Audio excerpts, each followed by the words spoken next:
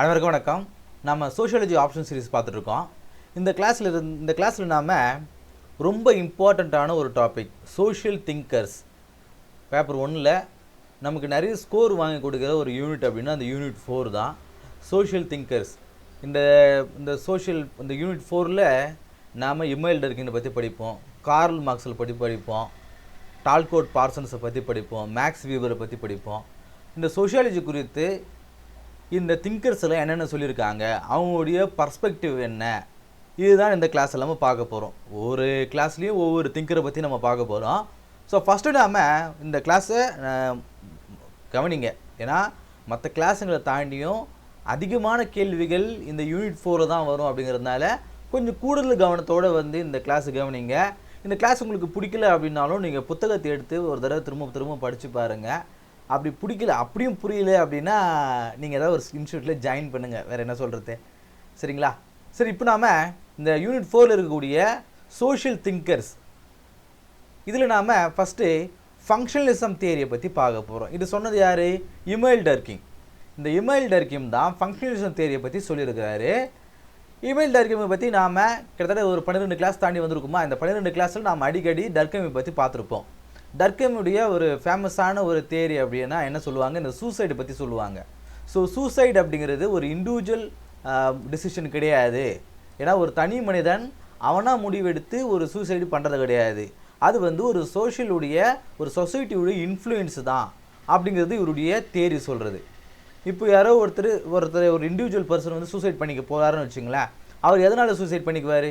ஒன்று love ஃபெயிலியர்னால suicide பண்ணிக்குவார், கடன் பிரச்சனைகளால் suicide பண்ணிக்குவார். ஸோ இந்த லவ் ஃபெயிலியரில் அந்த இன்ஃப்ளூயன்ஸ் பண்ணுறது யார்? அந்த காதல் தோல்வி. அப்போது அது ஒரு சொசைட்டி ஃபேக்டர். கடன் கொடுக்காத போது, அந்த கடன் தொழில் இருக்கும்போது அது ஒரு சொசைட்டி ஃபேக்டர். அந்த கடன் அப்படிங்கிறதுலாம் இருந்துச்சு அப்படின்னா அவர் சூசைட் பண்ணிக்குவாரா? ஸோ ஒரு பர்சனல் மோட்டோவாக இல்லாமல் ஒரு சொசைட்டியோடைய ஒரு இன்ஃப்ளூயன்ஸ் தான் சூசைடு நடக்குது அப்படிங்கிறத நம்ம பார்க்குறோம். இது ஏன் இவர் சொல்கிறார் அப்படின்னா நம்ம முன்னாடியே பார்த்துருப்போம். ஸோ இந்த சோஷியாலஜியில், இந்த சொசைட்டியில் நாம் எடுக்கக்கூடிய ஒவ்வொரு டிசிஷனுமே நம்மளுடைய ஓன் டிசிஷன் கிடையாது.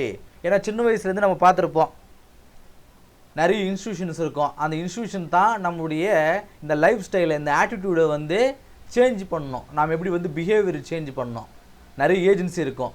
ஃபேமிலி ஒரு ஏஜென்சி, அதுதான் ப்ரைமரி ஏஜென்சியாக சொல்லுவாங்க. ஸ்கூல், அதுபோல் நம்மளுடைய இந்த பிஹேவியர் சேஞ்சுக்கு காரணமாக இருக்கக்கூடிய இந்த ஏஜென்சிலாம் அப்படின்னு நம்ம கடந்த கிளாஸில் பார்த்துருப்போம். இந்த ஃபண்டமெண்டல் கிளாஸில் நம்ம அதை பற்றி சொல்லியிருப்போம். ஸோ அதுபோல் சூசைடை பற்றி இமெயில் இருக்குன்னு சொல்லியிருப்பார். ரொம்ப லென்த்தாக போகிறோன்னு நினைக்கிறேன். சரி, நம்ம டாபிக்குள்ளே போயிடுவோம். ஃபஸ்ட்டு நாம் ஃபங்க்ஷனலிசம் அப்படின்னா என்னென்னு பார்த்துருவோம். அதில் பேசிக்ஸ் என்ன அப்படிங்கிறத பார்த்துருவோம். Functionalism sees society as a system made up of parts. அதாவது ஃபங்க்ஷனலிசம் என்ன சொல்லுது அப்படின்னா சொசைட்டியை ஒரு சிஸ்டமாக சொல்லுது. ஒரு கம்ப்யூட்டர்னு வச்சுங்களேன். கம்ப்யூட்டர் எப்படி இயங்குது? நிறைய பார்ட்ஸ் இருக்குது. சிபியூ இருக்குது, சிபியூக்குள்ளே மதர் போர்டு இருக்குது, ரேம் இருக்குது, ஹார்ட் டிஸ்க் இருக்குது, கிராஃபிக்ஸ் கார்டு இருக்குது. இதெல்லாம் சேர்ந்து தான் சிஸ்டம் ரன் ஆகுது. அதே போல் ஹியூமன் பாடி எடுத்துக்கங்களேன். இந்த ஹியூமன் பாடியில் கை இருக்குது, கால் இருக்குது, கிட்னி இருக்குது, லிவர் இருக்குது. இதெல்லாம் சேர்ந்து தான் இந்த ஹியூமன் பாடி ரன் ஆகுது. ஸோ அதுபோல் சொசைட்டி அப்படிங்கிறது அதுக்கு நிறைய பார்ட்ஸ் இருக்குது. ஃபேமிலி ஒரு பார்ட்டு, ஸ்கூல் ஒரு பார்ட்டு, காலேஜ் ஒரு பார்ட்டு, வேலை செய்யக்கூடிய இடம் ஒரு பார்ட்டு. இப்படி நிறைய பார்ட்டுகள் சேர்ந்து தான் ஒரு சொசைட்டியானது ரன் ஆகுது. Without part there is no function in society அப்படிங்கிறாரு இமெயில் டர்க்கிங். கரெக்டாக பாருங்கள். Just like parts of human body keep the body alive, institutions keep society running. இந்த இன்ஸ்டிடியூஷன்ஸ் தான் சொசைட்டியை ரன் பண்ணுறதுக்கான ஒரு பார்ட்டாக இருக்குது, ஒரு செயலியாக இருக்குது, ஒரு தூண்டுகோலாக இருக்குது அப்படின்றாங்க. ஸோ ஃபங்க்ஷனலிசம் தியரி என்ன சொல்லுது? Society is made up of part. அதாவது சொசைட்டி ரன் ஆகிறதுக்கு இந்த பார்ட்ஸு சொல்லக்கூடிய இன்ஸ்டிடியூஷன்ஸ்லாம் ஒரு காரணம்.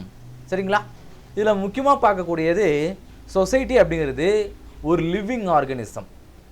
ஆர்கானிக் அனாலஜி அப்படின்னு சொல்லிட்டு ஹெர்பர்ட் ஸ்பென்சர் சொல்லியிருப்பார். இவர் யார் அப்படின்னா டார்வினுடைய ஒரு பின்பற்றாளர். அவருக்கு பிறகு அவருடைய தியரியை திரும்ப சொன்னவர். So each part as a function. நம்ம உடம்புல எல்லா பார்ட்டுமே ஃபங்க்ஷன் பண்ணணும். ஏதாவது ஒரு பார்ட்டு ஃபங்க்ஷன் பண்ணலாம் கூட நம்மளால் இயங்க முடியுமா? அதுபோல் சொசைட்டியில் எல்லா பார்ட்டுமே ஃபங்க்ஷன் ஆகணும். Focuses on social order and consensus rather then the conflict. இது என்ன சொல்லுமா? இந்த பாத்துக்கு இடையில் இருக்கக்கூடிய ஒற்றுமையை சொல்லும். அதில் இருக்கக்கூடிய வேற்றுமையை சொல்லாமல், கான்ஃப்ளிக்டை சொல்லாமல், கன்சென்சஸ்னால் என்னென்னா இந்த ஒருமித்த ஒரு கருத்துக்களை தான் வந்து இது சொல்லுன்றாங்க. சரி, இந்த ஃபங்க்ஷனலிசம் தியரியை யாரெல்லாம் வந்து ஆமோதிக்கிறாங்க, கரெக்டாக ஏற்றுக்கிறாங்க அப்படின்னு பார்க்கும்போது ஹெர்பர்ட் ஸ்பென்சர் முதல்ல இமெயில் டர்க்கிங் சொல்கிறாரு.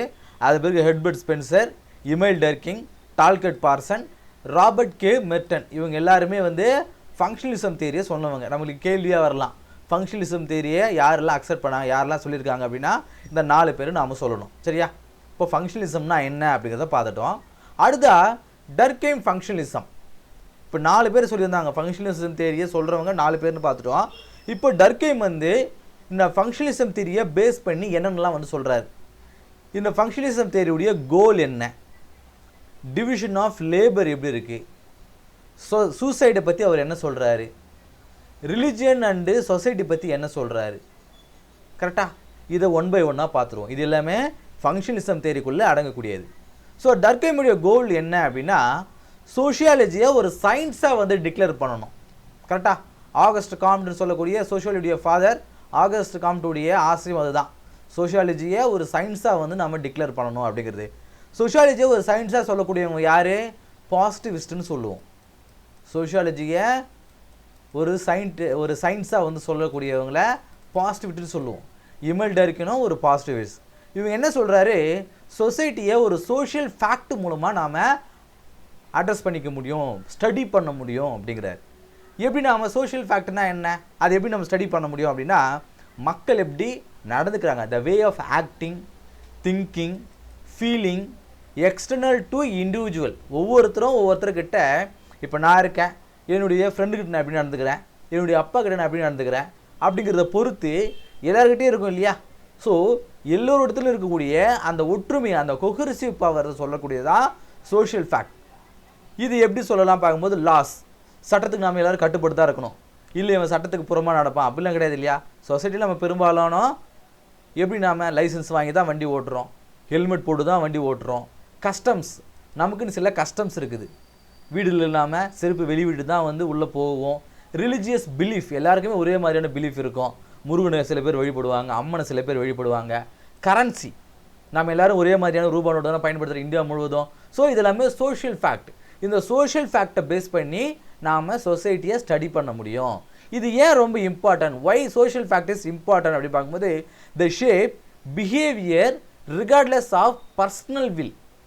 அதை என்ன சொல்கிறாங்க, ஒரு மனிதனை வடிவமைக்கிறதே இந்த சோஷியல் ஃபேக்ட் தான். நமக்குன்னு ஒரு சட்டங்கள் இருக்கிறதுனால தான் நம்ம இது பண்ணி நடக்கிறோம், கரெக்டாக இல்லையா. நம்ம வண்டி ஓட்டும் பொழுது லெஃப்ட்டில் போகணும் அப்படின்னா இண்டிகேட்டர் போட்டு திருப்புறோம், லெஃப்ட் சைடில் தான் போகணும், யாரையும் வந்து ஓவர்டேக் பண்ணி போகக்கூடாது. இது மாதிரியான ரூல்ஸ் அண்ட் ரெகுலேஷன்ஸ் நம்ம வச்சுருந்தனால தான் நாம் அந்த பிஹேவியர் வந்து சேஞ்ச் பண்ண முடியாது. பர்சனல் வில்லில் தாண்டி யாரும் வந்து தான் நினச்ச மாதிரி செய்கிறது இல்லையா.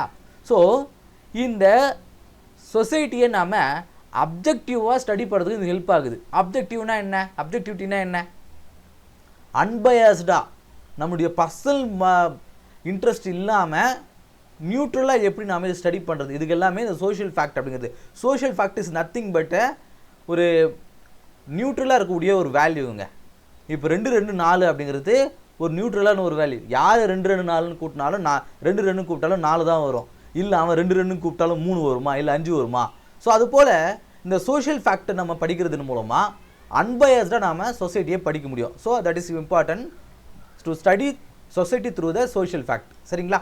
அடுத்தது டிவிஷன் ஆஃப் லேபர். இந்த டிவிஷன் ஆஃப் லேபர் அப்படிங்கிறது சொசைட்டி அப்படிங்கிறது க்ரோ ஆகுது. நம்ம கடந்த கிளாஸ்லேயே இந்த பேசிக்ஸை படிக்கும்போது நம்ம சொல்லியிருப்போம், சொசைட்டி அப்படிங்கிறது ஒரு ஆர்கானிக்காக ஃபார்ம் ஆகக்கூடிய ஒரு திங் கிடையாது. அது வந்து விச் இஸ் மேட், அதாவது மக்களால் உருவாக்கப்பட்டது தான் இந்த சொசைட்டி. இந்த சமூகம் அப்படிங்கிறது கட்டமைக்கப்பட்டது தான் இல்லையா. ஸோ அதுபோல் இந்த சொசைட்டியானது கட்டமைக்கப்படும் பொழுது இந்த சொலிடாரிட்டி அப்படிங்கிறது எப்படி வந்து ரெண்டாக வந்து பிரிஞ்சிருக்கு, மெக்கானிக்கலாக ஆர்கானிக்காக. இந்த சொலிடாரிட்டி இஸ் நத்திங் பட் அந்த வேலை செய்யும் திறன், அதாவது மக்களை வந்து எப்படி வந்து பிரிச்சிருக்காங்க வேலை செய்பவர்களை. மெக்கானிக்கல் சொலிடாரிட்டி அப்படின்னு என்னென்னு பார்க்கும்போது இப்போ கடந்த காலங்களில் யார் வேணால் எந்த வேலை வேணாலும் செய்யலாம். இப்போ காடுகளில் மனிதர்கள் வாழ்ந்துட்டு இருக்கும்போது அவங்க வந்து இந்த பானை மட்டும் தான் செய்யணும், நீ வந்து வேட்டையாடணும் அப்படிங்கிற ஏதாவது ரெஸ்ட்ரிக்ஷன்ஸ் இருக்குதா? கிடையாது. இப்போ வெளிநாடுகளில் நீங்கள் நிறைய ஹாலிவுட் படங்களில் பார்த்துருப்பீங்க, ஹீரோவே வந்து டிராக்டர் ஓட்டுவார், ஹீரோவே வந்து கட்டைங்கள்லாம் வந்து அந்த கோடாரி வச்சு வெட்டி வெட்டி போடுவார், அவரே வந்து வேட்டைக்கும் போவார். காரணம் என்ன? அங்கே வந்து இந்த ஸ்டார்டிஃபிகேஷன் இந்தியாவில் இருக்கக்கூடிய மாதிரி அந்த ஸ்டார்டிஃபிகேஷன் இல்லாமல் இருந்தது. இது கடந்த காலங்களில் பீப்புள் எல்லாருமே வந்து ஒரே மாதிரி தான் இருப்பாங்க, ஷேர் சேம் வேல்யூ. அவங்களுடைய அந்த கொஹிஷன் ஒற்றுமை அப்படிங்கிறது எல்லாருக்கும் சிம்பிள் ஒரே மாதிரி தான் இருப்பாங்க. இப்போ நீங்கள் ஒரு நொமாடிக் ட்ரைபு கிட்ட போய் கேளுங்களேன், எல்லோரும் ஒரே மாதிரி தொழில், எல்லாருமே அந்த அந்த ட்ரைபில் இருக்கிற எல்லாருமே வேட்டை தான் ஆடுவாங்க. ஆனால் இந்த ஆர்கானிக் சொலிடாரிட்டியில் என்ன அப்படின்னா, மாடர்ன் சொசைட்டியில் மக்கள் வந்து டிஃப்ரெண்ட்டாக இருக்காங்க. இப்போ அவர் டாக்டர் தொழில் மட்டும் தான் பார்ப்பார், அவர் வந்து ஒரு சானிடேஷன் ஒர்க்கை பார்க்க மாட்டார். ஒரு ஸ்பெசிஃபைடான ஸ்கில் வந்து அங்கே டெவலப் ஆகுது. கரெக்டாக இல்லையா?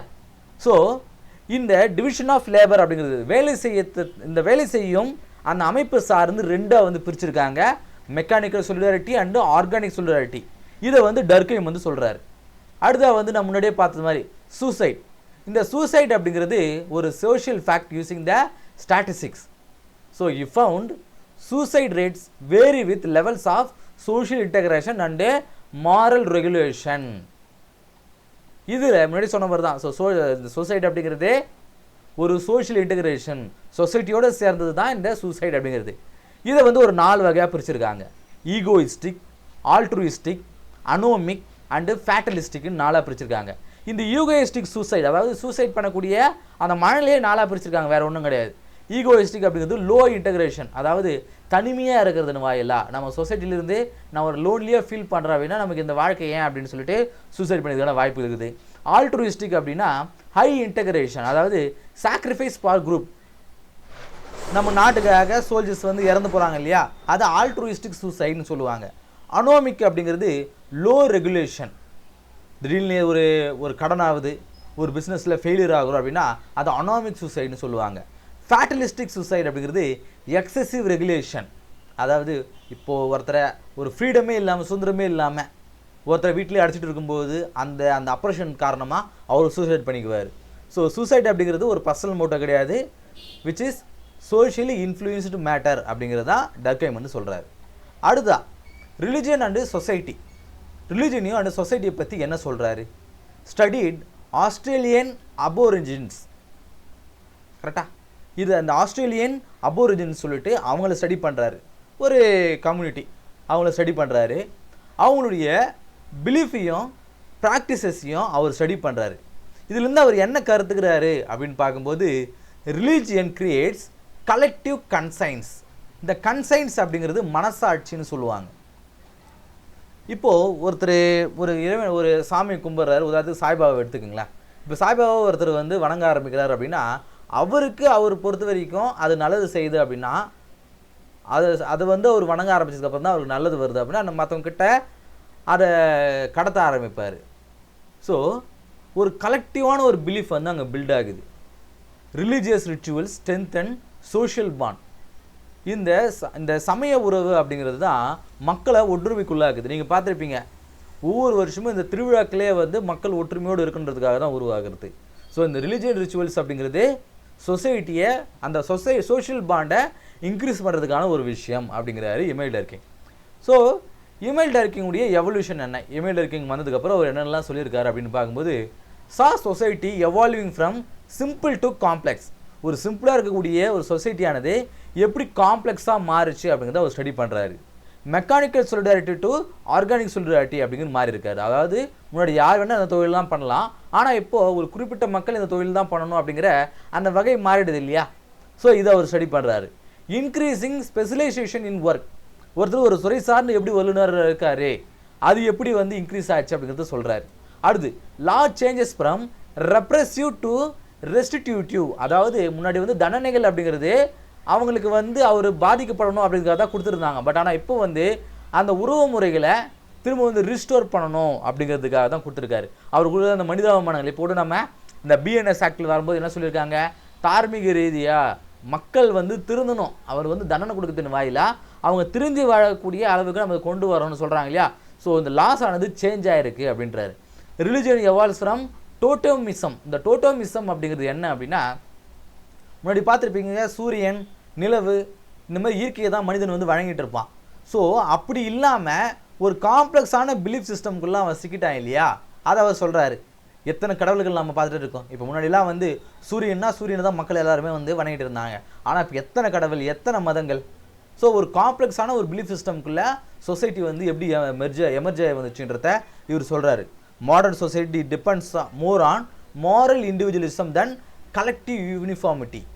அதாவது தனிப்பட்ட, அதாவது ஒரு குழு இருக்குன்னு வச்சுங்களேன், அவங்களுக்கான ஒரு யூனிஃபார்மிட்டி, எல்லாரும் ஒரே மாதிரி தான் இருக்கணும் அப்படிங்கிறது இல்லாமல் ஈச் ஒன் டிஃப்ரெண்ட்டாக இருக்கணும் அப்படிங்கிறது வந்து மாரல் இண்டிவிஜுவலிசமை வந்து கொண்டு வராங்க. ஸோ இதுதான் வந்து இந்த டர்க்கைம் வந்து இந்த சொசைட்டி கொடுத்து கூறிய இந்த விஷயங்கள். இப்போ இது நீங்கள் பார்க்கும்போது உங்களுக்கு கொஞ்சம் கஷ்டமாக இருக்கிற மாதிரி இருக்கும், சரியாக புரியாத மாதிரி இருக்கும். நான் இப்போ சொல்லி கொடுத்தது எல்லாமே டர்க்கைம் என்னெல்லாம் சொல்லியிருக்காரு, இதுதான் நான் வந்து சொல்லியிருக்கேன்.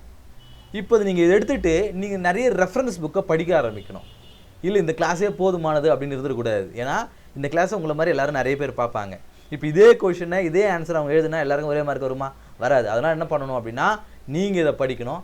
இதை சார்ந்து நியூஸ் பேப்பரில் நிறைய நோட்ஸ் எடுக்கணும். இன்னொரு ஸ்டாண்டர்ட் புக்கு வாங்கி அதை நீங்கள் படிக்கணும். அப்படி படித்தா மட்டும்தான் இந்த ஆப்ஷனில் நீங்கள் நிறைய மார்க்கு கெயின் பண்ண முடியும். சரிங்களா? இப்போ இந்த சம்மரி டேபிள் அப்படிங்கிறது அகைன் இதே தான், நம்ம மேலே சொன்னதான் திரும்ப இதை சொல்லி உங்கள் நேரத்தை வீணடிக்க விரும்பலை. சரி, இப்போது ப்ராக்டிஸ் கொஷனுக்கு ஒரு 3 கொஷின் இது எழுதி பாருங்கள். Discuss Emile Durkheim concept of social fact and explain how it is central to is sociology. இந்த எமைல் டர்க்கைமுடைய இந்த கான்செப்ட் ஆஃப் சோஷியல் ஃபேக்ட் அப்படிங்கிறத டிஸ்கஸ் பண்ணுங்கள்.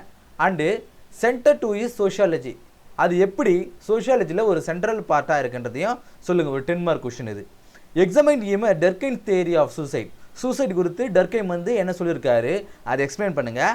How does it reflect is functionalistic approach, அவருடைய அந்த ஃபங்க்ஷனலிஸ்டிக் அப்ரோச்சை இது எப்படி ரிஃப்ளெக்ட் பண்ணுது, இது ஒரு 15 mark question. Explain the transition from mechanical to organic solidarity in Durkheim theory of division of labour. நம்ம சொன்னது மேலேயே இந்த மெக்கானிக்லேருந்து ஆர்கானிக் இந்த சொலிடாரிட்டி, இந்த தொழில் சொல்லுவோம் இல்லையா, டிவிஷன் ஆஃப் லேபர் அப்படிங்கிறது, இது குறித்து எக்ஸ்பிளைன் பண்ணுங்கள். அந்த டிரான்சிஷன் வந்து எப்படி நடந்துச்சு அப்படின்றத சொல்லுங்கன்றாங்க. இது ஒரு 10 மார்க் கொஷின். ஸோ இந்த 3 கொஷினும் நீங்கள் எழுதி பாருங்கள். நீங்கள் எக்ஸாக்டாக எழுதி ஒரு நிறைய மார்க் ஸ்கோர் பண்ணுற அளவுக்கு எழுதலை அப்படின்னாலும் நீங்கள் படித்த அளவுக்கு ஒரு ஸ்டாண்டர்ட் புக்கு வாங்கிட்டு அதை படித்த அளவுக்கு நீங்கள் இதை எழுதி பாருங்கள். சரிங்களா? இந்த கிளாஸ் உங்களுக்கு யூஸ்ஃபுல்லாக இருந்திருக்கும் அப்படின்னு நம்புகிறேன். அடுத்த கிளாஸ் சந்திப்போம். நன்றி.